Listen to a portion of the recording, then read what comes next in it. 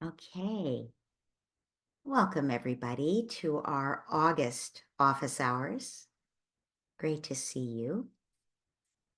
I think we might have a small group today. That's often the case with August. And if you have not been to office hours before, I'm Dr. Laura Markham, and I'm glad to meet you.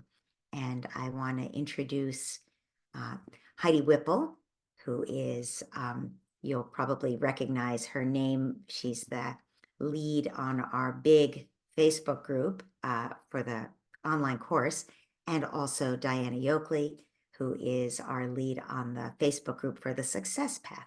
So you've seen both of their names.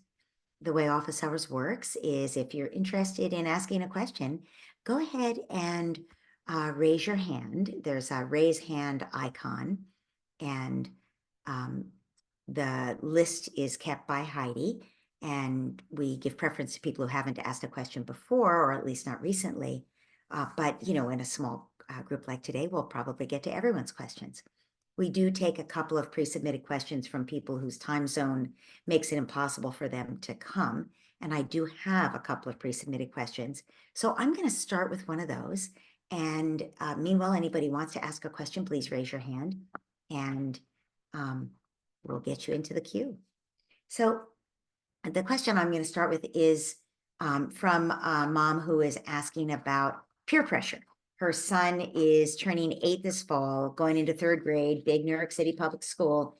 And she says he's sweet and sensitive, strong-willed, and she sees it as peer pressure. He's reading Harry Potter just because many other kids are reading it, but he finds it a bit scary. And he sounds competitive about it, like making comments about which book he's on compared to other kids. And she adds that sports are the cool thing at school among the boys. And so even though he has many musical interests, he wants to do only sports after school activities. So how should she talk with him about this? So I would say, first of all, I want to acknowledge that it is scary when we see that we're not the only influence on our children. And we aren't. As they get older, they have more and more influences besides us. And the peer group is absolutely going to be an influence on kids. And so as that begins to happen, that's scary, especially when we see our children making choices that we think are not choices they would make otherwise without the peer influence. And maybe that are not always as good for them as we think. We always, I don't know about you, but I always think I know best for my kids. And it was always sort of a surprise to realize, oh, they're going to make their own decisions about, who they're going to have play dates with, who they like. I don't know why they don't like this kid. I love the mom, but, they don't want to play with that kid. So our kids do need to make their own decisions about their friends, their activities, unless we see a real harm. But it is something that we have to notice our own feelings about. And I would say, notice if you have some fears about if you really think about this, are you worried that when he's 14, he's going to make bad decisions because he's wanting to fit into the peer group? That's a valid concern, but he's not even 8. So the way we avoid that outcome at 14 is not by telling him his decisions now are the wrong ones. It's by helping him notice why he's making decisions, helping him practice noticing how he feels, like the pressures he might feel or the influence he feels, or how he wants desperately to be part of the in-group at school, and what decisions he makes as a result of it, and whether he's happy about those decisions. The stakes are pretty low right now. So this is a great opportunity for him to practice noticing these things. And, certainly ask him, how he's going to make a certain decision, like what is his after school activities going to be, and listen, empathize, but we're not going to influence the kid to tell them they're making the wrong decision. Now you may have family values that say you have to play an instrument. Some people have that in their families, or you may have a family value their child has to do a physical activity after school. That was something I did with my kids, but otherwise they should be free to make their own decisions. And our job is to say, That's a hard decision to make. How do you think you'll make that decision? Well, the other kids are the cool kids are all playing soccer, whatever. And instead of saying, oh, well, that's no reason to do that, you can say, huh, so how would it feel to be able to play soccer with them after school? Or how would it feel to decide not to do it? We're not the deciders. They're the deciders. Our job is to help them understand why they're making those decisions. And I want to just reassure you that it's perfectly okay to make a decision based on um, wanting to be part of the gang, wanting to have friends. If my daughter decided to do track because her friends are doing track, that's a perfectly good reason to decide to do track, right? There's nothing wrong with her making that decision. So I think it's really important that we value their friendships. This doesn't sound like friends. This sounds like the cool kids are doing it, or the boy he wants to fit into the gang. But that's not a bad reason either. If he wants to read Harry Potter, so he has something so he's not sitting there mute while all the kids are talking about the cool book they're reading, that's okay. If he's having nightmares, I think that's a different question. But I think 8 years old is an okay time to read Harry Potter as long as you talk with him about it. Because, these are scary ideas, right? That adults can't save the world from evil. That's a pretty scary idea. It happens to be a true thing that we all struggle with coming to terms with. And you probably wouldn't put it in those words to him, but you would listen to his concerns about it and acknowledge that this is an interesting thing for this writer to have chosen to write about. And of course, it's not true, and adults will save the world from evil. But it's a scary thing to read about this evil influence. And if he's just scared of this big giant spiders, that's common also. And you can say that's scary to think about that, right? But they're not real, just to, and I want to reassure you actually about that one of the ways that we learn to cope with fear is by reading scary stories or listening around the campfire to scary stories. And having fear awakened and then realizing we can tolerate that and that there's nothing actually to be scared of and we're actually safe isn't a bad thing for kids. So I guess I'm saying it's great to ask him questions about why he's making decisions, but notice your own fears about it and make sure you're not putting that on your son. It's perfectly it's a great thing for him to practice now, noticing why he makes decisions. If he's not able to do that now and over the next few years, it'll be a lot harder when he's 14 and he wants to be part of the gang and he feels some pressure to do something. This is the time for him to notice why he would make certain decisions and how they turn out for him, and to realize, yeah, I can play sports to be one of the gang after school. That's on Tuesdays that I play soccer, and on Thursdays I can take piano lessons because I'm a kid who loves music. I can be both things. And I think that's one of the important jobs of childhood, is to try on different things and see what we most love. And we can love lots of different things. So I hope that's helpful. Okay, so I am seeing a couple of hands up. Heidi, where do we start? Yeah, let's go ahead and start with Sarah, and Okay. then we can do Kennedy and Mitra. Okay, great. And I know some people are putting things into the chat. Hi, Philippe, glad to see you. And participate as you can. That's terrific. Sarah, if you could unmute yourself. Hi, Dr. Laura. Can you hear me? I sure can. Hi. Okay, thank you. I'm sorry, I'm having trouble putting my video on, so I'll just talk. Okay. So I'm there's a lot of physical hitting and kicking and aggression in my house right now, and I'm hoping you can help a little bit. So I have a just turned 5-year-old daughter and an 8-year-old daughter, and they okay, so first of all, my 8-year-old has ADHD, and I now know that physical aggression, difficulty regulating emotions is especially challenging for kids with ADHD. And I didn't know that when she was younger, but I did discover peaceful parenting around that time when she was about 2.5 or 3, when that physical aggression started, like hitting and um, as a result of, not getting her way, or just the upset, right, ended up being coming out physically. And peaceful parenting strategies helped me honestly for years dealing with her hitting. It became worse when her little sister was born, and mostly directed at me, but not infrequently at her younger sister as well, especially as she got older. And my strategies I really drew from were the ones that I think mostly have come from you, which is, certainly to regulate my own emotions, to stay calm, to try to understand what she's going through, to empathize, and sometimes to verbalize what I see, and if necessary, to like, hold her body, or like not let her actually hit me. And those strategies worked fairly well, except for when, and anyway, so at about 6 or 6.5, she stopped mostly lashing out physically. She finally had that impulse control. She was able to stop that aggression. Um, Mostly.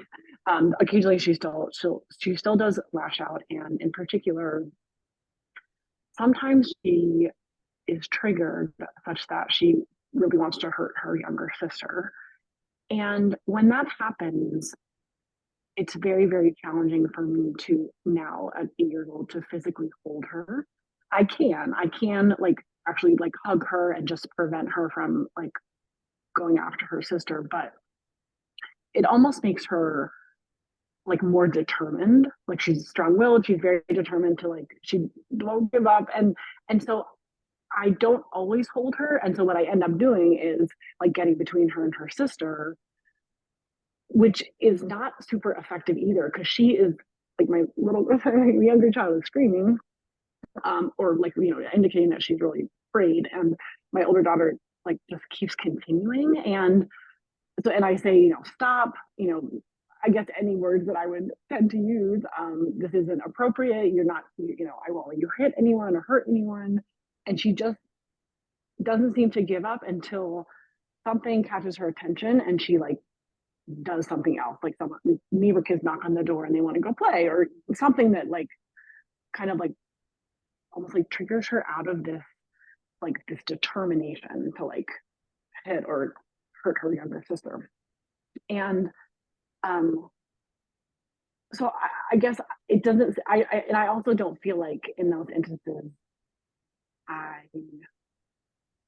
it feels like I feel like I'm not doing the right thing. Like I like holding her makes her more determined, and then getting in her way, she's still determined, but she's not then hurting me, but she's still trying to get her sister. So that the only breakthrough I have found actually in the last couple of days has been one.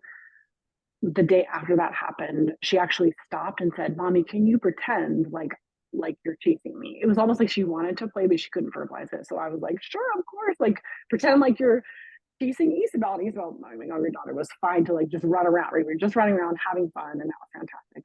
The other time was actually just a couple days ago too, where she like she was so Isabel.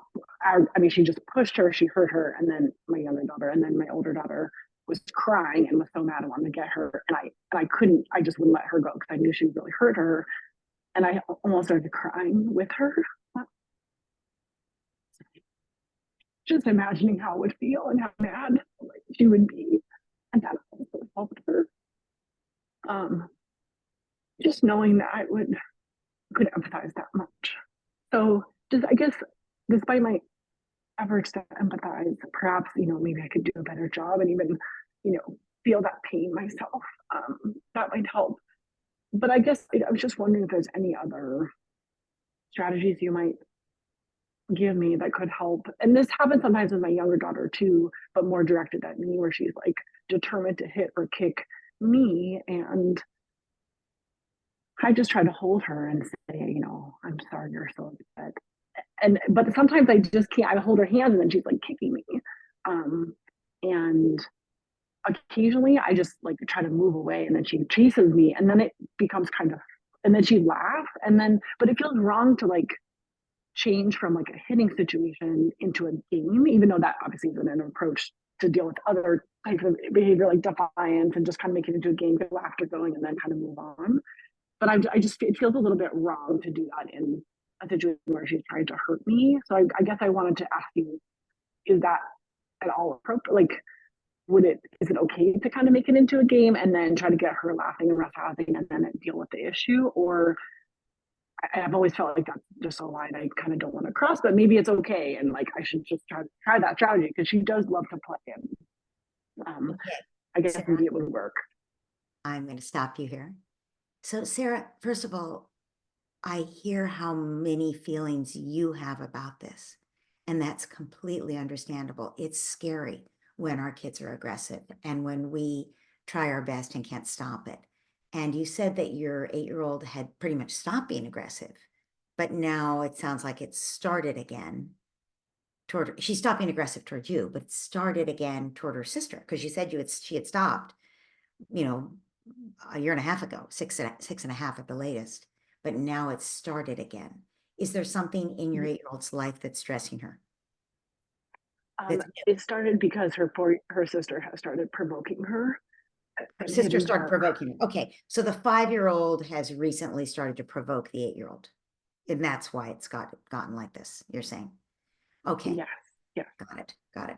So it is scary when our kids are aggressive, but it is not helpful for us to give in to that fear. What we need to do is to notice our own fear and to work on that and to remind ourselves that our child is going to be fine. Your 8-year-old and your 5-year-old are going to be fine, and that there's nothing wrong with them feeling these emotions. Every human feels frustration. Every human feels anger, and these feelings are fine. How they learn to work with those feelings is another question, right? And that's what we need to help them to do. But we also need to see them as their best self. And so partly it's what we're communicating to them. If we're feeling overwhelmed by our own emotions about it, if we're feeling scared by how our child is acting, that's going to communicate itself. And the child is going to feel more off kilter, more scared. Because think about where aggression comes from. Humans become aggressive when they have feelings that they can't deal with, feelings of fear, usually, feelings of hurt, feelings of longing, feelings of disappointment. All of those feelings can turn into anger. And sometimes those feelings, it's a completely appropriate boundary. If somebody crosses if your 5-year-old tears up your 8-year-old's drawing, it's true. The 8-year-old's going to feel all of those feelings of sadness and upset that she's just lost something of value, and it's going to come out as anger. And that's a perfectly normal response. We all respond to those deeper feelings with anger, even though there's also sadness or whatever. That's completely appropriate. What we need to do is help the 8-year-old in this example to say, "You tore out my painting. You can't do that. Don't touch my paintings. I'm mad you did that." That's completely appropriate. Hitting the 5-year-old is not completely appropriate, right? So I'm giving an example where the 5-year-old is provocative on purpose. And, where a kid who struggles with ADHD and impulse control, whose drawing just got torn up, might well respond by wanting to clobber the person who did it, right? And can we help that kid to have more inner resource and to know there are other things she can do to verbalize what she's upset about? If we verbalize it, we don't necessarily have to act on it, right? So it is completely normal for you to be upset looking at the aggression, but I think you had gotten into a habit before she was 6 of holding her to keep her from hitting you. And that's actually a last resort. I don't recommend holding kids if you can avoid it, because it makes them more angry. Think about it, if you were angry at someone for tearing up your drawing and then somebody else stepped in and held you, you might eventually collapse into their arms if you trusted them. But in fact, it would be much more helpful if that person, the parent, steps in between you and the person who tore up your drawing and says, whoa, whoa, you are so angry. Of course you're angry. She tore up your drawing. Of course you're angry. Tell her in words. You have something very important to tell your sister. Tell her in words, right? So getting between your kids, I recommend highly. Holding them is really a last resort, and it's usually not about them with each other because it's usually not necessary. The only time, and I absolutely say if she's trying to hit you, you step back. That's the first thing you do. You don't hold a kid if you don't have to. That's only a last resort. So I'm hearing that maybe you became used to holding her and that no longer works, and now you're not sure what to do. So I'm going to say we want to work on a few fronts at once. One is work inside yourself. That will communicate itself. Whatever you're radiating, your confidence that your child can learn to do this differently, that'll be important. Two, get between your kids. You're not trying to hold her. You said that doesn't always work. You need to be able to shift things. So getting between them, and then the question is, what do you say? If you say that's not appropriate, I don't know. If I were angry and someone told me it wasn't appropriate, I would get more angry because I would feel like they weren't listening. She knows it's not appropriate. She knows that hitting is not okay. So what you're doing is empathizing. When you get between the kids, you're like, you are so mad. She tore up your drawing. Of course you're mad. I am so sorry. Right. But you also want to be the grown up in the room. So you're not devastated by this. You're also saying, I am so sorry. Let's all take a breath. Your sister needs to hear how you feel. Can you tell her in a way she can hear? Right. So you're providing the leadership. You're not just stating no hitting, it's not appropriate, because that's not effective. It's just going to make her more mad. Rage only dissipates when it feels heard. And it sounds to me like maybe she's not feeling heard. So you're saying if you shift the energy, if the doorbell rings, or if you chase her around the room, sometimes that can shift the energy and she's no longer driven to act out that anger she's feeling. Another way that you can shift her feeling is by acknowledging it. Just acknowledge how she feels. Just empathize. And I think you'll see a big difference. You do have to keep the 5-year-old safe, but you have to acknowledge that the 5-year-old provoked her, right? So you really want them to be able to talk with each other. And I think related to this is when you said, well, when my 5-year-old then wants to turn it into a game, if you can make the shift, this is hard for us as parents. If she's trying to hit you, you're sort of working hard to not go into fight or flight, right? And suddenly she thinks it's a game and she's laughing. You said, is that crossing a line? I would absolutely, if you can do it, let it turn into a game. And then you collapse laughing together. And then you say, you were pretty mad at me. You were trying to hit me, weren't you? You never have to hit me for me to hear how mad you are. You can always tell me. Let's try it again. And let's have a do-over. And you go right back into the positions you were in when she first tried to hit you. And she's just told you something. She's mad you won't let her do something, or she's mad something happened, whatever she's mad about. You told her it's bedtime. And she says it to you, and you empathize and acknowledge. I bet. And you can ask her, how does that make you feel? I feel frustrated. You still won't let me, blah, blah, blah. And you say, I hear you. I wish I could let you, blah, blah, blah. It sounds like you really want to, blah, blah, blah.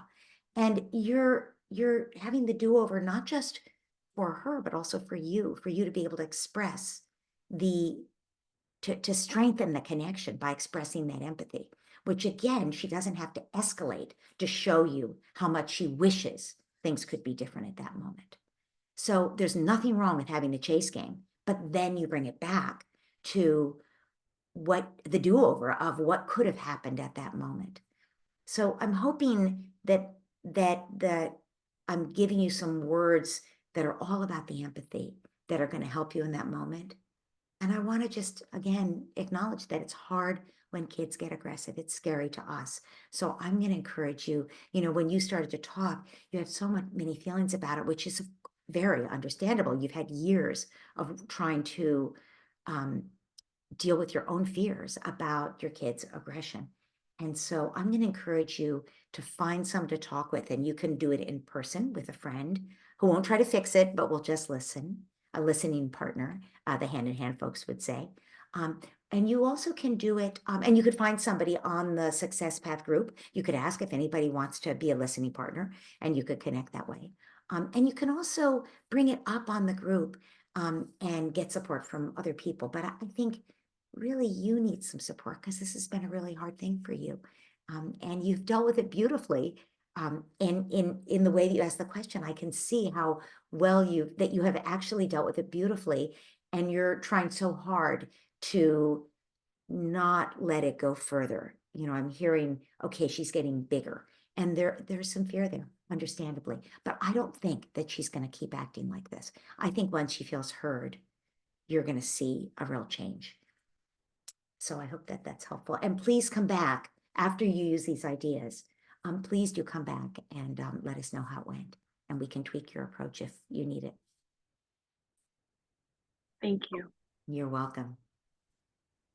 It's tough, Sarah. You're not the only person who deals with aggression. It's a tough thing to handle as a parent. I think it's one of the toughest things.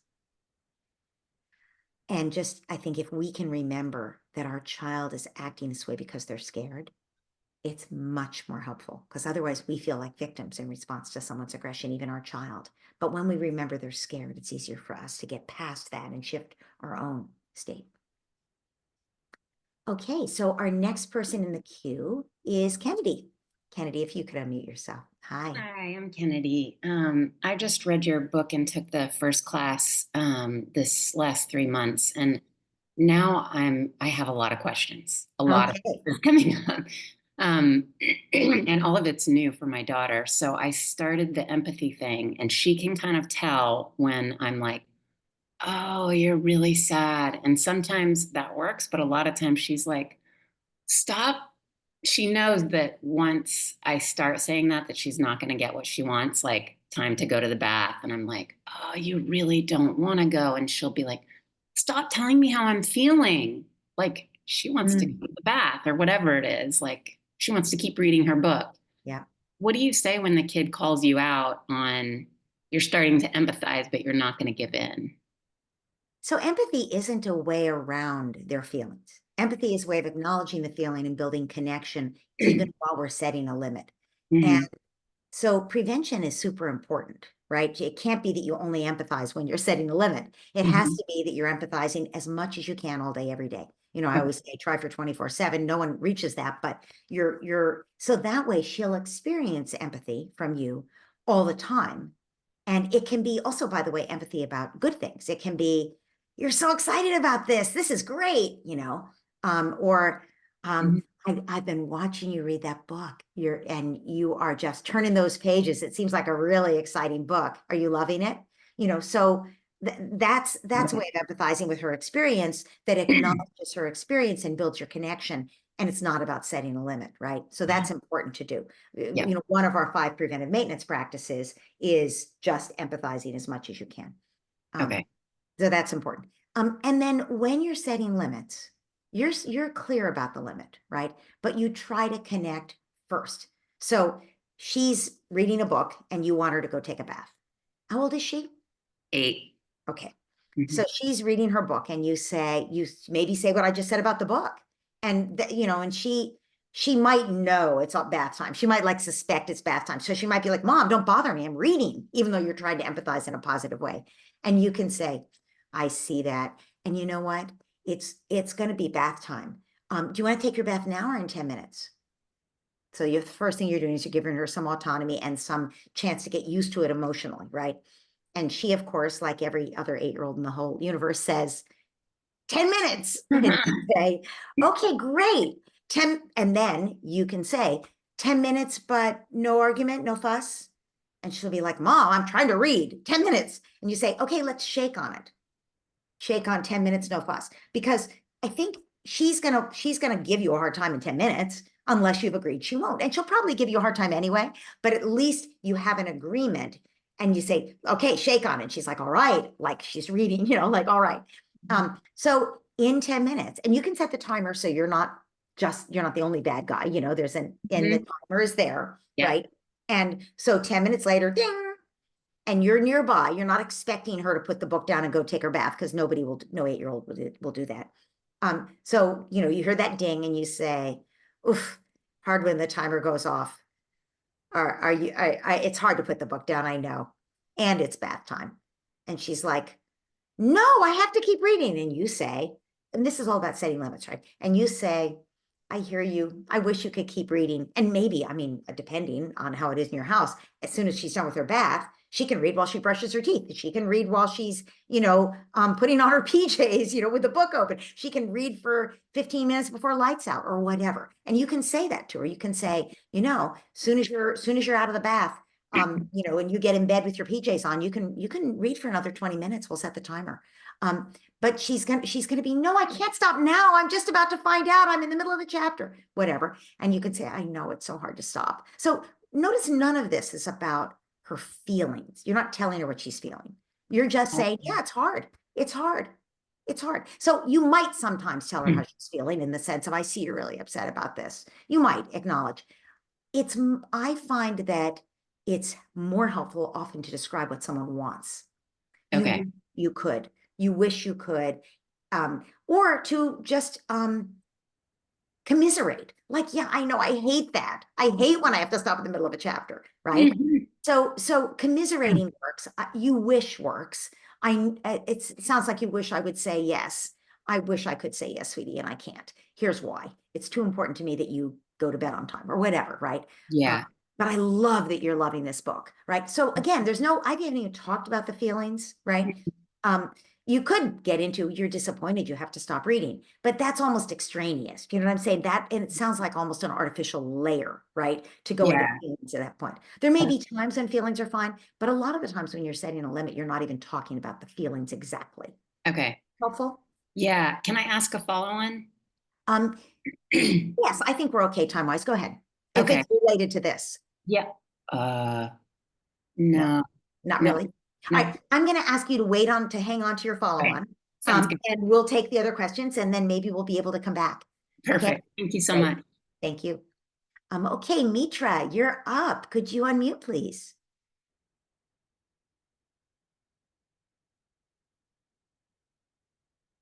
Mitra? I wonder if Mitra had to step away. Mitra, are you there? Or maybe Mitra's having a hard time with the mic. Hello? Hi, Mitra. Hello. Hello. What's your Yeah, question? sorry. Yeah, is No it my worries. turn? Yeah. Yes, it's your turn. Thank you so much. Yeah, Dr. Laura. I have a question. It's about my husband in like a relationship with my son who is 6 years old. Is that okay if I ask, or my husband should be on the call too? No, you can ask. Yeah, okay, yeah, thank you so much. Yeah, my son is 6 years old and he has level 1 autism and then ADHD, and then we are from Southern California. He goes to general education classroom, and then he has IEP with the SAI support, push in, pull out, and overall he's doing well.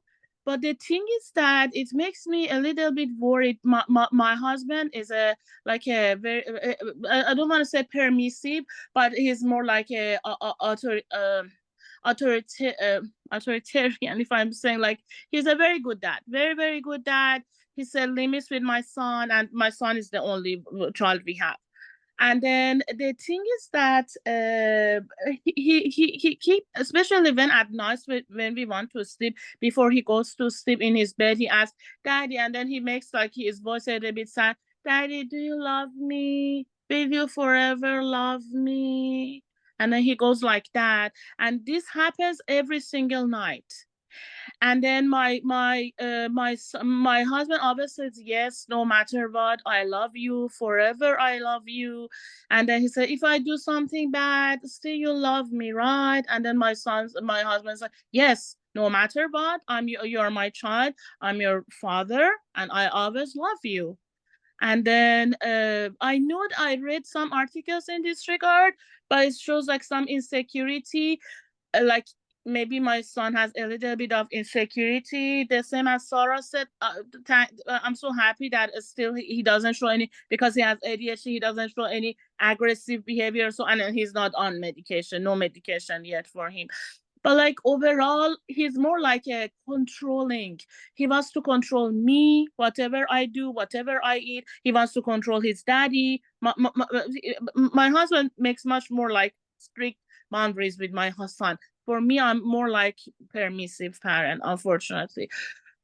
So like that's what's going on, and because it happens every night, especially at night, it happens. I don't know why. I don't know. Okay. So, Yeah. so it sounds to me like your son is when he has feelings that bother him, one way he handles those is by controlling other people, right? Like you said, he's controlling. Yeah, Or trying to assert control. And another is by trying to get someone to reassure him that it's really okay and they love him and they won't abandon him, right? we never have abandoned him though. No, of course. No, I'm saying that he wants to just get reassurance. I mean, every one of us has felt sometimes like, oh my goodness, am I loved? Will someone leave me if I do the wrong thing? And am I good enough for this? You know, like for a parent, I'm thinking. So we've certainly all felt that way as children.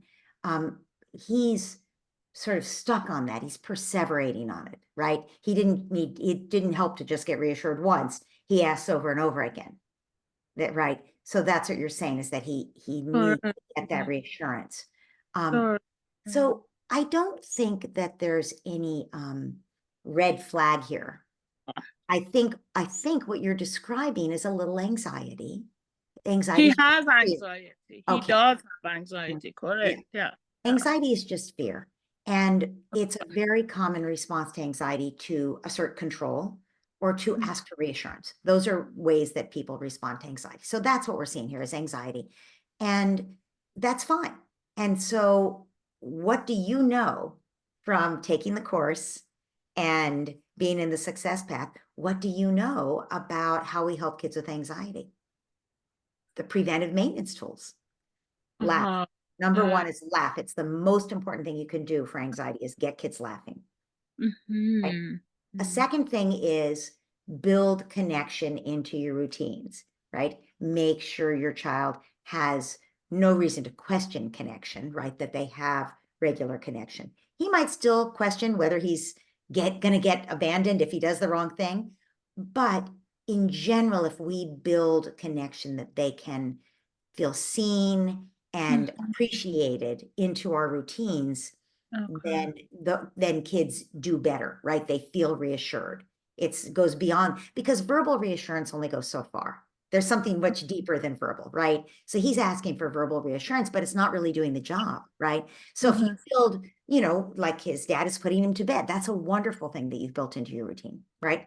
That sometimes at least dad puts him to bed and he gets that. So that's the second preventive maintenance, right? We know, so I said laughter first, that would be roughhousing, right? And then and routines, and a third one would be special time with dad and special time with mom in this case, because he does ask his dad this question over and over. So having special time with his father where his father just adores him, just pours his love into him, just meets him where he is, right? Without trying to control him, fix him, make him do anything different, make him prove himself, none of that. Just appreciate him, do whatever he wants to do, right? That kind of special time makes a big difference in the relationship. And can I ask you my final, this is a very small question. Is it true that most of the AST kids, they have anxiety, or it's case by case? I would say that it's case by case, but since anxiety is fear and all humans have fear, then everybody has some anxiety, right? And the question is, do we develop a repertoire of skills to work through anxiety as kids? And if we are lucky enough to have parents who laugh with us, we will, right? That will reduce the anxiety. Yeah. Yeah. Yeah. Thank you so much. I appreciate that a lot. Okay. Thank you. Okay. Enjoy your son. Thank you so much. Okay. So, Heidi, did you put anything in the queue here? Where are we now? Sorry, I didn't, but Farinaz is next. I'm not Okay. sure how to say your name. I'm sorry. Farinaz, are you there? Oh, you're still muted. There you go. Yes. Yeah, hi. Yeah, that you said it correct. Thank you, Heidi. Hi, Dr. Laura. How are you? Hey, I am good. Glad to see you again. Yes, glad to be here. I always watch all the office hours afterwards if I can't come, and I always benefit from every single questions. So Isn't that true that no matter what the question is, there's something in it for all of us? yes, yeah, it's for sure for me. So my question today, again, my daughter is currently 11 years old, going to 6th grade, and she's highly spirited, which from the book that I read means basically she perceives or also other things, but like an example of that is related to my question, that is perception is much higher than a normal person. So she's very aware, she's acutely aware of things around her and also inside her, like her thinking. So she has been having these thoughts that are very negative, that she knows morally is not correct. Like for instance, so she does horseback riding, and she says, "Oh, all of a sudden I have this thought that I want to chop off my horse, and then I see all the blood coming out," and she's just terrified of all these thoughts, and they keep coming. And the way I respond, I said, these are just thoughts. You can think of it as cloud. And you can just say pass. This is not you, you know that. And I know her really well. She has really good heart, and she's so honest, which is kind of what bothers her. Because because I guess I guess what bothers her is, what if she really wanted to do this, or she's like, where is this coming from? And I also I guess frequently listen to Dr. Rick Hanson's podcasts, Being Well. And there was a recent one about shadowing, revealing the shadows. And it was saying that, like when we growing up, there are we have these bad parts in us that then we try to ignore and put it in the shadow. But if you do that, then as you grow up, then you're not fully integrated. You can have a full life. So I'm not sure like what I what I do with this particular thing, because I feel like I was telling her to ignore it and hide it, whereas I feel like I need to approach it different way, but I'm not sure how. So all humans are capable of chopping the head off a horse and to see the blood. I mean, every human is capable of horrific acts, right? Every one of us. And most of us would never do such a thing. We would only do such a thing because it causes pain. We would only do such a thing if we were in pain ourselves, right? So there's nothing. So I think for an 11-year-old whose brain is changing and she's becoming capable of higher level thought, that's what happens at that age. The brain is rewiring 11, 12. I think they start to go, wow, I could have these bad thoughts. And right there, and there's a certain amount of, oh, who am I, right? Because identity formation is going on at the same time. Who am I that I could be that person, that I could even consider such a horrible thing?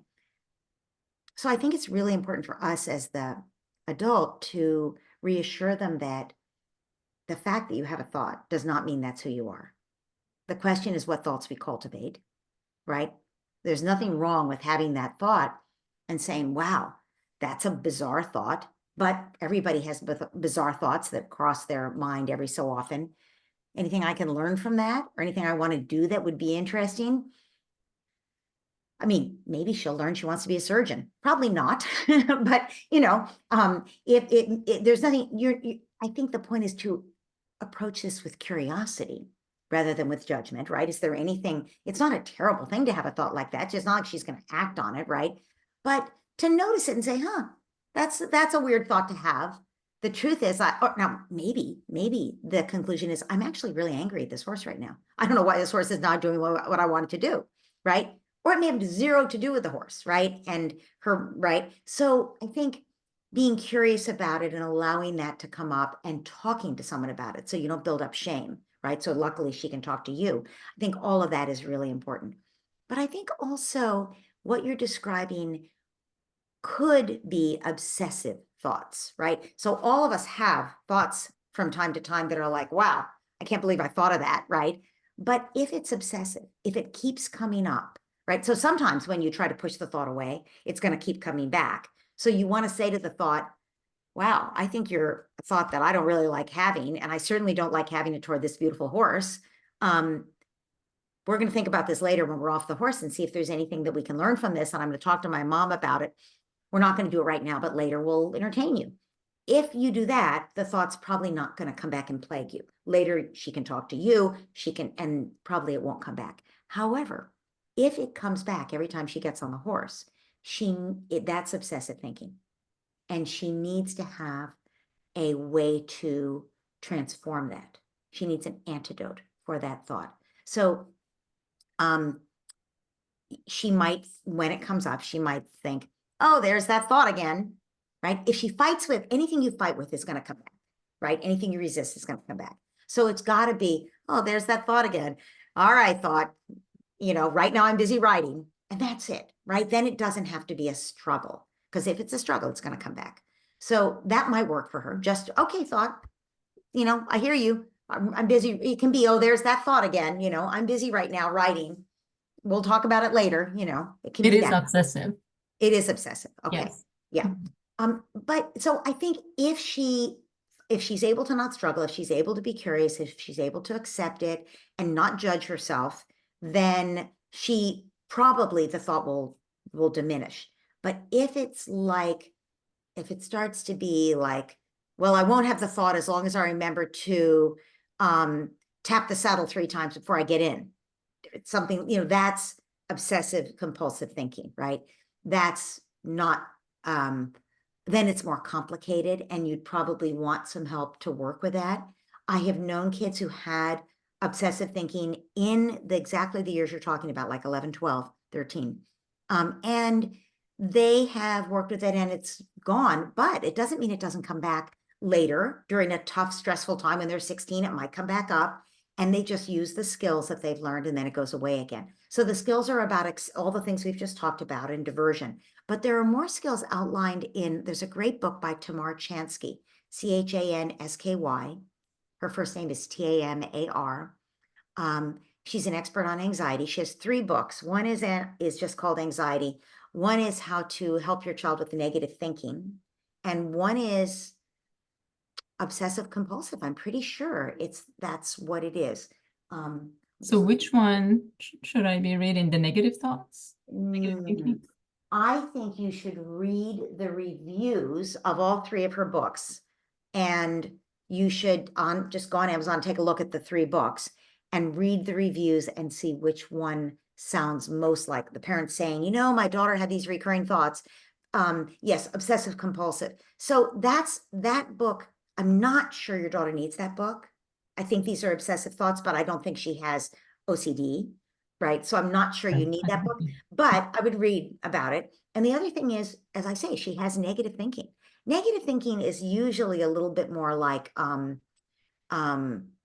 glass half empty, right? So it's not exactly this. And then there's just the anxiety one. And so while we're on the subject of anxiety, again, we talked about anxiety earlier in the call with other folks. I think anxiety, laughter really helps. People who struggle with OCD or OCD-like experience really are helped by laughter and by befriending their feelings, and by mindfulness practices, any mindfulness practice that allows you to become aware of your thinking. And since you're a Rick Hansen fan, you might find some good stuff that you could do with your daughter. But anything that allows her to just become more mindful, because you develop what's in the original, it's called a maitre. Buddha used the word a maitre to describe what happens as you discover yourself through meditation. It's like unconditional friendliness to the self. And one of the things that happens when we have these terrible thoughts is we're judging ourselves. It's an expression of like, see, I'm going to torment you. The part of our own mind is doing that to us, right? Mhm. That's an attack thought. And as you develop unconditional friendliness to yourself, you're not having those attack thoughts anymore. So it's actually, mindfulness is really helpful for anxiety. And so is self-compassion and curiosity. But all of the things we're talking about will be helpful to her. And I just want to close by saying, I love that you're working with her on this now, because she can develop a whole repertoire of ways that she can handle her mind, right? Every one of us spends our life trying to learn to manage our mind so as to have the best life possible. And you can't control every fleeting thought, and you don't need to. But what you can do is notice patterns and habits and find antidotes that work to redirect your mind. And it has to be about curiosity and self-compassion, right? And acceptance, right? And I think one of the great benefits of meditation is that it does create that friendliness so that we're not judging and attacking ourselves. Right. Okay. Thank you so much. This was very helpful. I have an additional question, but I'll wait. Okay, thank you. I'll go back in the queue. Great. All right. Thank you so much. Very helpful. Okay, great. So our next person in our line is Ilana. Alana. Right? Okay, Ilana, want to mute yourself? Hi, Dr. Laura. Hi. Hi, Dr. Laura. I'm gonna try to do my camera in a second, but I'm actually in the car, and I think I'm gonna Just get a drive better Just drive signal. safe. Go ahead. Just sorry. Okay. So I really did know what others have said. Just I was benefiting from every call, but also just thinking about the aggression. So my question is about my two twins Alana, who are you're fading in 7 and and a out. half. You're fading in. And I mean, oh, can you? Oh, sorry. Okay, go ahead. How about Go ahead and now? try, but we might put you later We'll in the see how queue. it goes. Go ahead. Okay. Yeah. So let me So know. your 7-year-old twins. Go ahead. So they, 7-year-old twins. I think there's rivalry in terms of, competition for my attention. There's what they're picking up from me. I'm really working on trying to help them with the full backpack and my own. And, I have moments where I've really, gotten better with diffusing a situation. But thing that's troubling, and I'm sort of less shocked by it now, but it's still troubling to me, is the words they use. It gets really dark, and I don't know where it's coming from, but they'll say things like, "You should die," or "I wish you were never born." And even though we get through the tough moments and where it comes from, of course, they each hang on to those words sometimes. And personally, I just we made a list of words that are really, harmful. And I wasn't sure if this was the right way, but I was like, let's notice those things. And they were on board with it. But then it kind of went back into it because they have their feelings. So,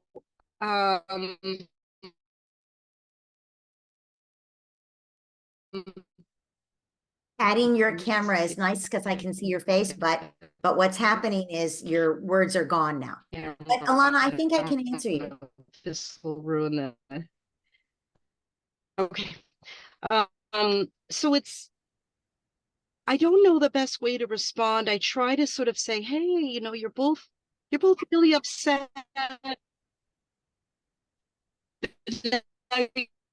Alana, Okay. Alana, Let me I'm going to put the stop you. camera. Yeah. Without the camera. I'm going to stop you. Can you hear me at all? Oops. I can hear you, and I'm going to stop you because How about now? Fair enough. But I think we have the gist well, of this. I'm going to stop you. Okay, great. So I'm going to actually ask Heidi if she wants to jump in here. She put something very smart in the chat here, and I want to see if she can start us off with an answer here. Go ahead, Heidi. I find that my children have a really hard time finding the language to talk to each other without attacking sometimes. And so I think a really great next step, Alana, could be that you take that list that you already made and then transform each of those statements that you don't want them to use into a statement that expresses their feelings without the attacking language. And so, if they're saying, "I'm so mad, I wish you were never born," you could change that around into saying, "I am so mad that you knocked over my blocks tower, or that you pulled apart my Lego creation. I am so mad that this happened. And so you're in a way coaching them to give them the language to express their needs and their desires without that attacking language in there. Great. That's great. Thank you. Yeah. Brilliant. That's a great idea. Yeah. Thanks, Heidi. Yeah. And Diana, did you have anything to say about this? I think something that I remember you saying before, Dr. Leroy, is when kids say like, I hate you, their hate is not like a real emotion, right? It's more of a stance, which I know I tell my kids when they say to each other, like, I hate you or something. I would say, well, so that means you just don't want to work it out with them because, you know, you just don't want to work it out right now. You're not in the problem solving mode. Like, you're basically taking a position to say like, I don't want to deal with you, right? But it doesn't necessarily mean that like I don't like you as a person or I don't love you. That would be a different expression, right? Hate is like, right now I don't want to see you, I don't want to deal with you, I don't want to work it out right now. So that really is helpful for me to kind of reframe what they're actually feeling. And I think what Diana is also saying is that we have to reframe it for ourselves. It's understandable that kids use the most shocking language they can because they want to make sure that their sibling knows just how upset they are, right? Which is why Heidi is saying give them new language, and Diana is saying notice your own frame, right? Just because they say I hate you or you should die or I wish you were never born, notice your own reaction and don't. I think the point is don't overreact. It doesn't mean the same thing to them as it does to you. You can say, oh, I hear you saying something that could really hurt your sibling. You must be really mad and saying the worst thing you could think of. I hear you. You're pretty mad because of X. I think you have something really important to tell your sibling. Can you tell him? Can you tell her? Right? So I think, again, we're giving them the language to express these things in a more calm way, but we need to get our own stuff out of the way to show up in a more calm way so we can provide the leadership that they need, right? Instead of just like, oh my God, how can they be saying these things to each other, right? We need to be like, of course, it's understandable you want to say the worst thing you can think of. I know. Yeah. And of course, it's all understandable you're angry. And this is how you might, let's think of another way to do that. And I think also you can address this in the repair. Afterwards, later, when everything's feeling better, you can say, we had a hard afternoon, didn't we? When such and such happened and you were so mad at each other, remember? I remember some things that got said that were pretty hurtful. Did you actually mean those things you said? You might ask the kid who said them. And of course the kid's going to say no. And you can say, I wonder if there's a way that you could reassure your sister or brother that you didn't actually mean that. And of course they're going to say, I was just mad. I didn't mean it. I love you. And they give each other a hug and then it's it. So you're not just letting, we don't want it to be a normal thing in your house that people say mean things and there's no resolution, right? We want them to repair afterwards, but it's also a normal thing to get angry. Yeah. Yes. Okay. Is that helpful? Yeah. And I think what happens with me is it helps. Yeah. I think there are moments where I'll be on my game and I'll try to use the alternative wording, and they're so dysregulated, it seems, that they're not even hearing me, or sometimes they do. Sometimes we can get to a point, but a lot of times then they revert to those same words. And I guess I just have to, I think the repair does help after, because then they can actually stop and listen. But it may be what, I forgot her name, who was saying, Heidi? I think part of it is that after Heidi, Diana, that sometimes it does seem like they just don't want to look at each other. They're so disgusted, they're so angry. And I have to find a way to get them separated or something, because I feel like then I get stressed because I keep trying to say to them, I'm really angry, or what did you want? What did you want? What was going on? What do you need? And they're just escalating. And I find that really trying, because I think, oh, they can't even hear me to stop. I think you put your finger on it, Alana. When people are that upset, it's very hard to work things out, right? It's Yeah. much better to separate. They're 7. They can be separated, calm down, and then work it out. Yeah. Yeah. Yeah. And maybe then that's a good time to look at the list again and, Yes. you know, the Yeah. alternative. All right. Yeah. That's Great. thanks everybody too. You're welcome. Eva, you're our next questioner. Go ahead and unmute yourself. Yes, thank you so much. I thought we wouldn't have time, but I just learned that we have 90 minutes, so that's great.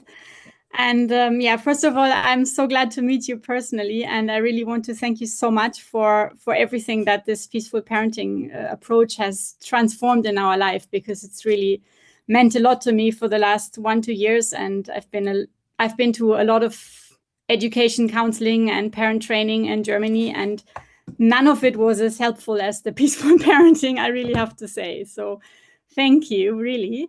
It doesn't mean I'm not struggling anymore. So I guess that's why I'm here. And the question I want to ask today is about connection, like what you've mentioned earlier as part of preventive maintenance. And so I have 3 kids, a 10-year-old son, a 7-year-old daughter, and a 3.5-year-old daughter. And I found the idea of this, one-on-one time with the children very convincing, that I should somehow integrate that in my everyday life. And at the same time, I've been finding it extremely difficult to realize. It's also, I guess I have difficult starting conditions. I'm alone with the kids 2/3 of the time because my husband is traveling a lot for his work. We've been having an au pair recently, and so I thought, one idea for the bedtime procedures could be that we take turns, and the au pair could, put one of my daughters to bed and me the other one, and then the next day we turn it around. But that also hasn't been working very well because they don't accept the au pair, especially for bedtime. I think they need me personally, and the kids also go to a full day school. So by the time that we come home, it's almost time for dinner and bedtime. So there's not really that much time, at least Mondays to Fridays, that I could build in extra one-on-one time. So basically, it's extremely difficult for me to organize one-on-one time with an individual child that the others, where the others are out of the game. So I would one of the issues is that I think for the 2 daughters, I feel like there's a lot of sibling rivalry or jealousy now in the evenings because I mostly have to take them to bed together, and the younger one is actually more awake in the evening because she still naps in kindergarten. But then I can't put her on the side and tell her I'm going to put you to bed later because she's just clinging to me. And so the older one feels kind of neglected by that, and there's a lot of competition. When I read books, I try to read a book to her and tell the little one to be quiet and listen, and then she starts disturbing and so on. And my son puts himself to bed. I mean, he does everything almost independently now, and he just goes to bed later and brushes his teeth and goes to bed. And I still feel like, kind of, in a way, it makes it easier for me because I don't have to deal with a 3rd child at the same time. But I also feel like he gets completely left out, and I'm kind of neglecting his one-on-one time. But then I'm also wondering, what could I expect in terms of connection with a 10-year-old boy? I feel like I've almost lost him. I mean, I feel like, I've occasionally tried to offer him individual time on a weekend when my husband was here, and I would have had time to spend time alone with him, and he didn't even want it. He says, oh, I'm reading my book now, I'm fine. He didn't want to actually interact with me. And then sometimes in the evenings he'll become kind of like, I don't know, I feel like he becomes more childish again, and he's asking me to brush his teeth when it's quite late, and I brush his teeth, and I feel like, okay, is that his connection time that he's getting with me now? Of course he's able to brush his own teeth, but that's basically this simple little thing that I can do for him at that time. So I'm wondering if you have any more ideas on how I could serve their needs for individual parent time better, given the difficult conditions that we have, or if if you have another idea how to do it simultaneously when there are all of three of them around, but I still want to focus on one child, and I don't want to use screen times for that. I mean, one option would be probably to give one of them, my phone with some videos or songs or whatever, but we try to avoid that. So I have no other way of distracting them when I spend time with one child individually. Thank you. There's a lot there. And I'm actually going to ask my team if anybody has any ideas about this before I address any of it, because I think there are a lot of different things going on here. Diana, Heidi? I can chime in. Yeah. Okay, So I great. just want to commiserate to start, Eva, because I have 3 kids and 12, 9, and 5. And it's tough because I do spend most of my time with them alone. My husband's out of town working or whatever, and they're always together. They don't want to separate. It's like we do special time with one and the other ones are like knocking at the door, peeking. Can we do family special time? So I totally get like they know that you're spending one-on-one time. The other ones just want to come in. One thing that's been helpful is to do family special time during the week. So roughhousing as a group, and they love it. So that gets the laughter going, the oxytocin. It does like help, empty the backpack, but it's not that one-on-one time. One way that I get into one-on-one time is my older boys read independently and they get into chapter books. And so they lounge on the couch reading. And what I notice, I kind of have to do it inconspicuously. So I don't schedule it per se, but if they're reading, I'll like sneak away with my 5-year-old and I'll play something in a separate part of the house so that they don't feel like red flag. And then when one of them stops reading and they're like looking around with what to do, I've already kind of played with her. And then I kind of like, if they're like in their room playing with action figures, I'll kind of sneak in there and close the door so nobody notices. And it's like, what are you doing? And then just observe, give them my full attention. So that's one way that I've tried to do it, is to kind of just naturally set up things in the house that are more imaginative plays, things that they can get into on their own that take kind of like a long time for them to work on, like a book or something like a setup. And when they get into that, like molding clay or something, or something that they can create for a while, when they kind of do that independently, I just kind of like get next to them and then I start to do it with them. And it doesn't bring up the red flag so much for the siblings because they're kind of in their own thing. It doesn't seem like a threat. But yeah, it's tough. I know there's more formal ways to schedule special time with partners and babysitters. I haven't gone to that extent yet because this seems to work for right now. But definitely lots of empathy there.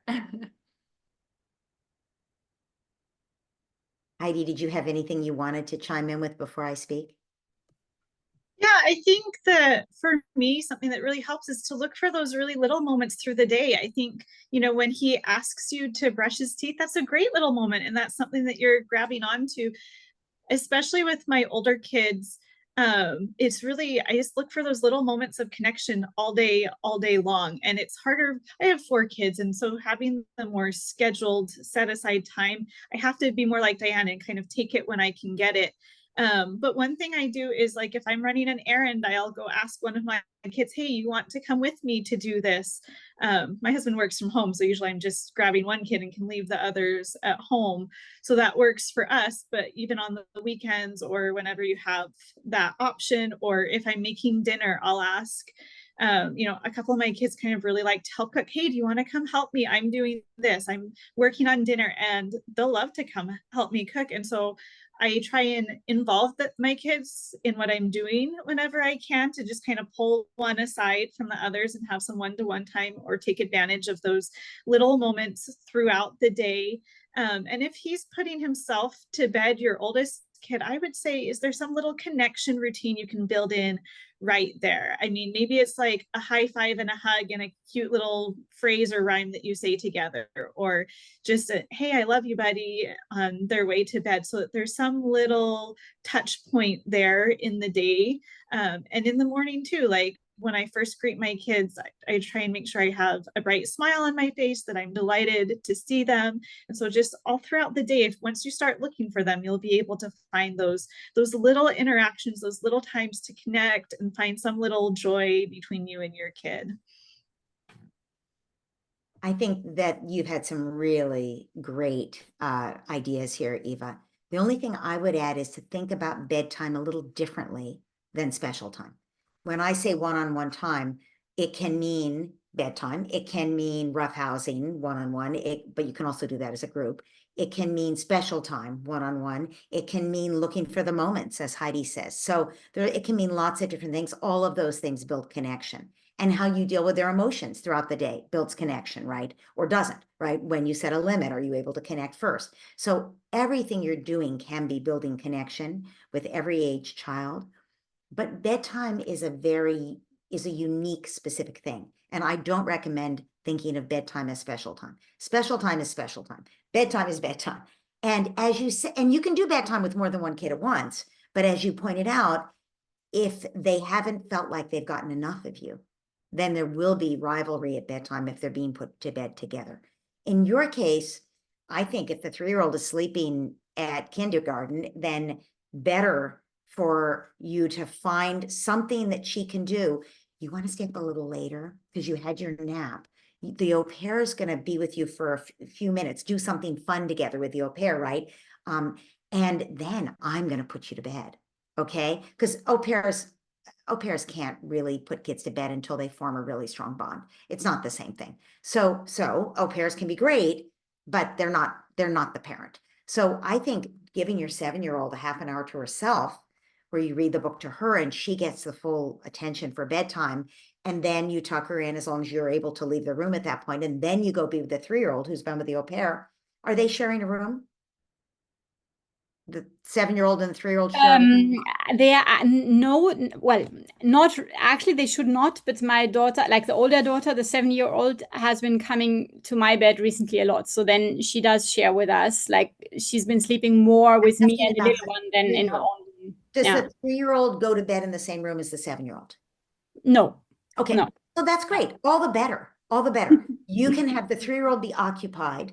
I mean, the 10-year-old's occupied. The 3-year-old could be occupied, and you put the 7-year-old to bed, and she's the earliest to bed because I'm sure she's tired. And then you leave and you go be with the 3-year-old, and then you leave and you go connect with your 10-year-old. And that's the time of day he needs you the most because he's tired. That's why he asks you to brush his teeth at that point. And so finding a way to have a little moment of connection, as Heidi described then, I think is a super important time to do it with him, even if it's not for that long, even if it's 5 minutes, but to have that time to, and you can just, if it's time for him to turn out the light, say, you ready to turn out your light? Did you have a nice time reading? Can I lie down here on your bed with you and just hang out for 5 minutes?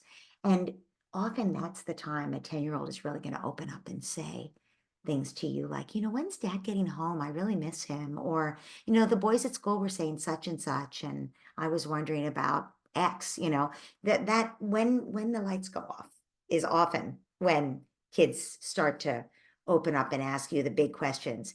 And you don't have to have if it's something that is too much, you can say, wow, it sounds like this is a really big question for you. I really want to talk to you about it.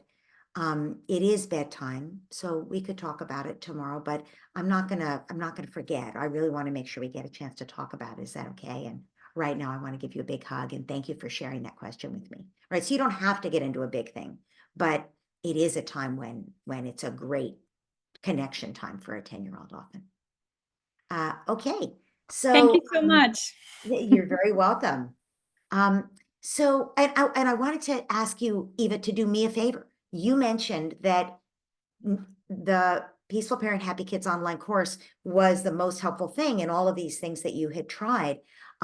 If you could make us just shoot a little video on your phone, like a 30-second video, and send it. Diana is in charge of getting those testimonials, and her email address is diana@peacefulparenthappykids.com. Is that what she should do, Diana? Is just send you the video she shoots? Yeah, that sounds great. I'll put my email in the chat as well, so you can grab it from there. Great. It would be so helpful because what I find is that there are so many parenting courses out there and people don't know how to judge them, right? And so to hear from other parents about their experience with this one really makes a difference. And I've asked Eva this just because of what she said, but anybody else who's listening who wants to make a video, we would be so grateful. Okay, so I have this pre-submitted question, which I do need to answer. I know we have a couple of people who wanted to ask second questions if we have time, but let me just see about this question. This is a question I think we're going to have some great answers for. I think my team will have answers, but even some of you parents might have ideas for this too. So this is about a 3-year-old. There's also a 12-month-old daughter in the house, but this is about a 3-year-old boy who in the morning time, he has to go to daycare and he's I'm giving you the punchline first. This was at the end of the note. I think he's nervous about daycare, says his mom. He doesn't want to go. But once he's there and they do a little transition in daycare, he's fine and he has a great day. So that's the preamble that's important to remember. Because when she says it's time to get dressed in the morning, he doesn't want to get dressed. He wants to keep his jammies on, or he wants to be in the nude. He loves to run around naked, which most kids do. So when mom says it's time to get dressed, he's willing to take his clothes off, but he's not going to put his clothes on. So that I love this note from this mom, because she says, I've tried everything. I've tried giving him advance warning about it and making it part of the routine. I've tried being empathic about how he loves to be running around naked. And then I try to set the limit, but then when I start helping him get his clothes on, he will refuse or even take his clothes off. And I've tried chasing him around the house, and and he laughs and laughs and he loves it. But then when I finally catch him, which he loves that, he still doesn't want to put his clothes on. I've tried giving him choices of what to wear, and he says, you choose, and then he still won't put the clothes on. So she's tried everything, and these are great strategies that she's using. And she's also tried, I should add, when then, and she says this is her most successful strategy, to say, when we get dressed, then we can stop at the park on the way to daycare. And he actually likes that.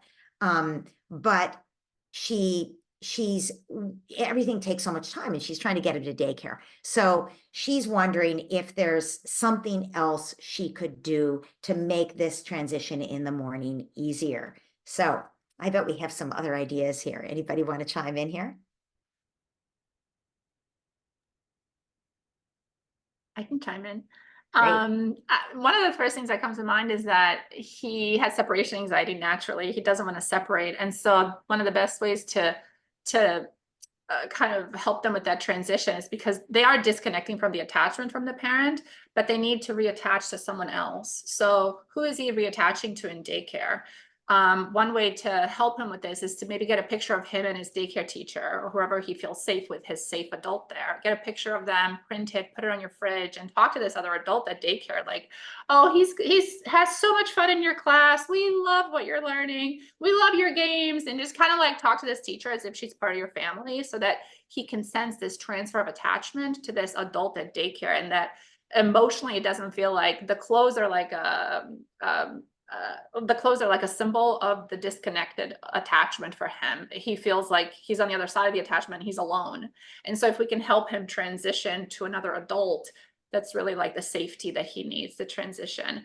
One other practical tip that I know some parents use is to put them to bed with their clothes on. Now, he may take them off in the morning because if it still represents that disconnected attachment for him, he's going to try to get rid of these clothes.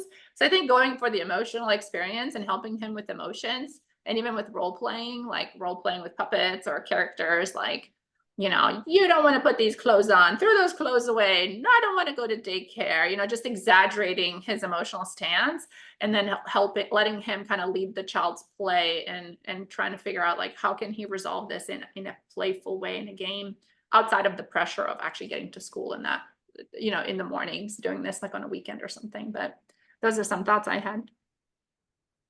Those are great. Anybody else? Heidi put an article in the chat. Thank you. That's helpful. I think the laughing thing that Diana mentioned is really important. Get him laughing about daycare. Get him laughing about separation. We have a lot of separation games on the website. Get him laughing about getting dressed. And, there's an article on the website that says when your child acts out but can't cry, build safety. And that's really about anger. It's about a kid who's acting out and hitting the dog or something. But there's a moment in that article, when you read it, where the parent has been playing with the kid and saying, no, I won't let you hit the dog. And you pick him up and you throw him around. And eventually you say, okay, that's it. I'm serious. You can't hit the dog. When they keep going back over and over again to hit the dog. And at that point, because you built safety by all that play, the child might start crying. So I think it's better to not do that in the morning before school. It's better if you can have the meltdown the night before, but it's better if you can just get no meltdown at all and just get him laughing the night before with puppet show or other playing about getting dressed. But in the morning, it's okay for him to have feelings about it and to show you those feelings. If you leave a little extra time so you can do this, you can do what's described in that article. And you can simply chase him around the house. And when you do catch him and he refuses to put his clothes on, you can say, you can get him, you do a little more laughing and throwing around, and then say, okay, I'm serious now. We do have to leave. It is time to go to daycare. And if he bursts into tears because you built safety, bingo, he needed to show you those tears. So I think you can probably avoid the tears. You probably don't have to do that if he's been laughing with you the night before. But if he's still not cooperating, then he does need to show you that in the morning. And if you leave a little extra time, it'll be okay that he shows you. And once he's able to cry about it, you can hold him and say, oh, you've got some tears about going to daycare. I know. Sometimes it can feel hard. And also, when you get there, sometimes you're really looking forward to seeing the daycare worker whose picture is up on your fridge, as Diana described, or his friend at daycare or whatever. So I think with our kids' feelings, if we welcome the feelings and we help them have words to express their feelings, they don't have to act them out as much, like by taking his clothes off once you put them on, right? By refusing to get dressed. We want to go ahead and give those feelings words, but remember, they're not defining him. Right now, it feels hard to go to daycare, but once he gets there, he's going to enjoy being there. Okay. So yes, and Diana has a point here about being confident about the separation, which I think is always a great thing to notice our own feelings. That's come up throughout this office hours, noticing our own feelings about how our child is doing and having faith in them, having confidence that it's normal for kids to go through these things and they're going to be fine. They're going to be fine. Okay, so we have 7 minutes left. I'm going to go ahead and take well, I'm not sure how to do this. I think let's go with Kennedy, because both Kennedy and Farinaz want to ask another question. But Farinaz, I know you've had other chances to ask questions before. So let's go with Kennedy for right now, because probably this will use our 7 minutes. And then you'll be on our list for next time. Okay, thank you. Thanks. Kennedy, go ahead. Hi. Yesterday, my daughter, 8-year-old, didn't want to eat breakfast. She normally does. And she said, I'm not eating breakfast today. And I said, oh, honey, we have to eat breakfast before we go to school. And she stood up and she said, it's my body and I don't want to, and you can't make me. And I was like, oh no, she's going to start using that when she's a teenager. And what do I say to the you can't make me? Because I can't. I did have a successful strategy. I tried a few things. I said that it was my job to help her get nutrition as a mom, and that did she want to read a little bit longer and then eat, or did she want to eat now? And she chose the read a little bit longer. And we set a timer that wasn't me, and she started eating right after the timer. But I was curious, is it my job to make her eat breakfast in the morning before she goes to school? And I guess the separate question is, what do I say as she gets older and she says that phrase, you can't make me and I'm not going to, about other things, not just breakfast? All right, so I see Diana smiling. Diana, go ahead and take a crack at this. I would start with empathy. Just like lean into her resistance. One of the best ways to melt the resistance is to empathize, because the resistance is like a push. And so if you push back, it's going to be like, who's stronger? But if she's pushing and you're like, I get it. Like, can you kind of embrace like that? You don't feel like eating. Yeah, you're not even hungry. Is that right? Yeah, I get it. Sometimes I don't feel like eating breakfast either. Of course, yeah.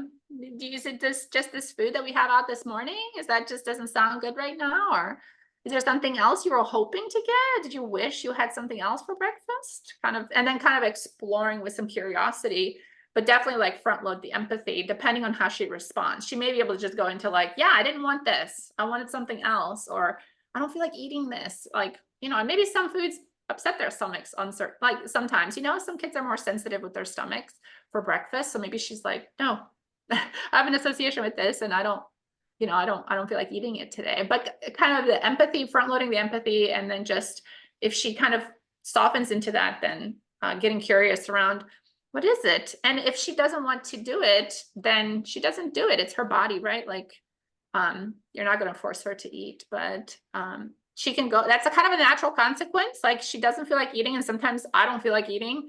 And then later I'm like starving and I'm like, what, I should have eaten. But maybe there was a reason she didn't eat. Maybe she was feeling like she had an upset stomach. Or maybe later she'll remember, like, and regret, like, oh, I really need to eat breakfast because it's a long day until lunchtime. And you're not like the bad guy. You're not the like oppositional force. But you're there for support. You know, do you want to pack like a protein bar to go for later? Without setting some kind of limit or expectation, but you're working with her. You're on the same team. And you're kind of like getting curious around what's causing this. We know that you do need some food, so maybe there's a backup plan we can work out together. But ultimately, if she feels bad later because she's starving and there's no protein bar in her pocket, then she'll kind of have that natural consequence too. I want to acknowledge that it's scary when we realize we've had a lot of 8-year-olds in our questions today. And I think 8 is an age where they're really starting to assert their autonomy. And we start to realize, oh, I can't pick his after school activities. Oh, I can't make her eat her breakfast, right? We can't. And not only can't, but shouldn't. They have to have autonomy. So the question is, as they're getting to an age where they can make decisions for themselves, we have to move beyond the expectation that, of course, they're going to do it just because we told them to, and that they need to, and they should, and we're going to make them, right? That's just the expectation. As they start to experiment with their own autonomy and say, you can't make me, we need to hear that as them saying, I want some autonomy here. I don't want to be forced into things. Aren't I in charge of myself, especially my body? I mean, you're not going to ever win an argument with somebody about their body. It's their body, right? So I think for us, it's scary when we start to hear from them that they're in charge of their body, that we can't make them. But the truth is we can't. We can't. And we have to begin to acknowledge that and let go of that and find other ways to have influence, because our kids will respond if we respond to them with respect. They will respond by being open to our influence, right? I'm betting your daughter is a big reader and just wanted to read her book and didn't want to put her book down. That's my bet. And in fact, you were able to make it work with her. You were able to say, you want to, it's important to eat breakfast. You want to read a little longer and then eat? We'll set the timer. And she was like, yeah. And then she did it, right? So I think you negotiated something that met her need for her book. And also, she got to choose. So she had the autonomy. And again, you use the timer, so you're not the bad guy. I think you did a great job of navigating that with her. And it's also the kind of thing you could bring up later and say, when you get up in the morning, you feel like eating, sort of the questions Diana was dancing with there, where, is it, maybe she never feels hungry first thing in the morning. Many kids are like that. And so, she needs a little extra time to feel hungry. Something like that. I don't know for her, but I think respecting her process and working with her is important. And I do think, when she uses words like that, they're sort of guaranteed to push our buttons. You can't make me. It's my body. You can't make me. I would stop everything and say, wow, it's your body. You're right. It is your body. I can't make you. You're right. I would never want to make you eat something. You are in charge of your own body. You're in charge of, what you take in. It's my job to help make sure there's good food here for you, that's nourishing for you, that'll set you up for the day. And I want to, if you say you don't want to eat, I want to make sure you've thought through that you could be hungry later and you could have a hard time paying attention in class and stuff like that. But the truth is, I would never want to make you. It's really your choice what you take into your body. And that's how we avoid eating disorders, among other things. Yeah. Thank you so much. You're very welcome. We're at the end of our time. I am going to go ahead and take Farinaz's second question and see if we can make it really short. All right. Well, thank you so much. Prepared to wait, but go ahead. Okay. So my daughter had very bad experiences with friendship. Every time like she, like she just keep losing, close friends and stuff. So now she's in a position, again, she's 11, where she's working really hard. She's very conscious of everything she does. And again, like, and she, as if like she feels like she's like, I'm not myself anymore. I feel like I'm a different person now. And I tell her, well, sometimes, when we want to grow to something, that we think is better, more socially acceptable and, more kind, if it doesn't come, we might need to, fake it at the beginning. But then as we see, how, we see the positive things that's coming back to us, and as we practice, it becomes more and more natural. So that was my response to her. And I feel like, with experience, it's probably going to go away, but would you agree with how I responded to that? So she lost some friends. That was hard for her. She's working hard to have friends now. And one of the things she's doing is purposely trying to be considerate of them or kind to people. And she says, it doesn't really feel like me. It's like I'm Well, being she has a not used to being. she has a very good friend now, but she's like super careful with this friend when, she's around her, so that, she doesn't do the things that bothered, the previous friendships. And she feels like she's not authentic. She's not her true self in the relationship. And she's questioning, is that healthy? Because Great. it's like, so. Great. I love how self-aware your daughter is. I think it's wonderful. And I also think what you said is totally true. If I had an annoying habit with a friend of doing X, always interrupting her, for instance, and I lost the friendship over it, with the next person, I might want to be really careful about not always interrupting, right? So I think it's great that she's paying attention and trying to modify her behavior to make sure that she has a deeper connection with her friend. So she's not giving up her authenticity. She's choosing to behave in a way that builds connection with her friend. That's the way I would see it. And you can ask her. I mean, you're not going to tell her, you're going to ask. So it sounds like you're worried about whether you're authentically being yourself, but maybe you're choosing different behaviors that make you and your friend feel more connected. And do you need to be, in my case, the example I used, do you need to be interrupting that person to feel authentic? No, you could choose to do something else. So it depends on what the behavior is. But I think simply saying, do you need to do that behavior to feel authentic? Or could you just choose a different behavior that helps the two of you to feel closer? And as you pointed out, fairness, that you can do that behavior, and if you do it enough, it's going to become more natural to you. Right. Yeah, I love it. I think No, in this class, right? At the beginning, when I was taking the peaceful parents, I had to fake stuff. I felt like, I wasn't this wasn't my true self, doing all these things. But then over time, especially as you see the results, it just becomes more and more, the wiring of the brain, and it becomes more natural. So that was kind of like I was trying to, I kind of related to that that way. I love it. And I think that's something you can share with her, is that you've changed and grown, and that's part of life. That's something all of us aspire to change. Yeah. All right. Thank you so much for taking my question. You've been in the success path for a while now. So I've heard your questions about your daughter, and I just love seeing how you're parenting her, how your parenting has developed, and how her awareness has developed. It's just so beautiful to see. That's inspiration to everybody to see your growth and your daughter's growth. It's wonderful. Yes. Well, thanks to you. She knows you really well. Yeah. All right, everybody, thank you for great questions.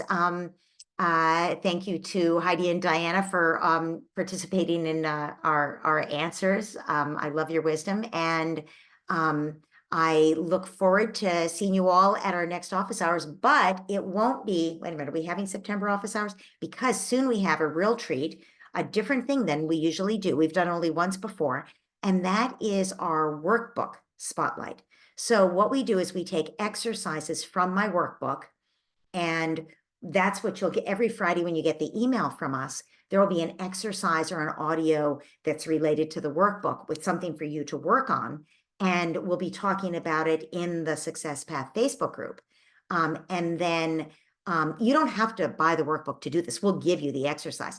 But if you want to go in all in on this, we're going to be setting up groups. It's completely free. It's just part of the success path where a coach or a parent educator who I've trained will be leading a group that you can get in on. And you can, we're just dividing it based on time. What, is it better for you to do Thursdays at 9 a.m. Eastern or at 10 p.m. Eastern, whatever. So maybe, Diana, if you want to put the link in here, that would be helpful for people. Please, if you want to be part of one of these workbook groups, click this link, fill out the survey about what time, and Diana's coordinating this and she'll assign you to a workbook group. And we'll have, I'm hoping Heidi's going to lead a group, Diana's going to lead a group, but there will be some other folks leading groups who, some of whom you've seen here and some of whom you haven't, but all of whom I've trained. And the groups are so helpful. The feedback we got when we did this last year is that the groups are really wonderful because you realize you're not alone and you get to be with other parents with somebody who's a trained facilitator to help you guide you through the workbook. So that's, I think it's 6 weeks that you're going to have these meetings weekly but it'll be like a boot camp for growth. It's really wonderful. And so we're not, because all of those meetings are happening for people who want to be in the workbook groups. We're not going to have the office hours during that time period. So we'll have office hours. There's the survey. Diana put it in here. And the next office hours, I just want to make sure we're all clear here, is It's September 20th, the next office hours, and then we're skipping October. Perfect. September 20th is the next office hours. So we will have them in a month. We'll have the September office hours, but then we'll skip October office hours. Thank you. Perfect. Okay. So if you want to participate in these workbook groups, please fill out that survey, book groups. And if you don't have time for the group meetings, the 6 group meetings, you can still, don't worry, you don't have to be in the groups. You can do the exercises every week when you get our emails on Friday. You have just that one thing to do, and I think you'll still find it of great value. Okay, thanks everybody for going over time with me so we could get all our questions answered, and for being coming to office hours for your great questions. And also, and if you're listening later, for being a witness to everybody else's questions. And also, I just want to say, you're doing the hardest work there is, and you're committed to growing in doing that work, and your children are very lucky, and I'm honored to work with you. Have a great rest of your day. See you next time. Thank you, guys. Thanks, everybody. Unmute yourselves and say goodbye. Thank you, guys. Bye. Bye-bye, everybody. Bye. Thank you. So much. Thank you. Bye bye. Thank you so Bye. much. Mm.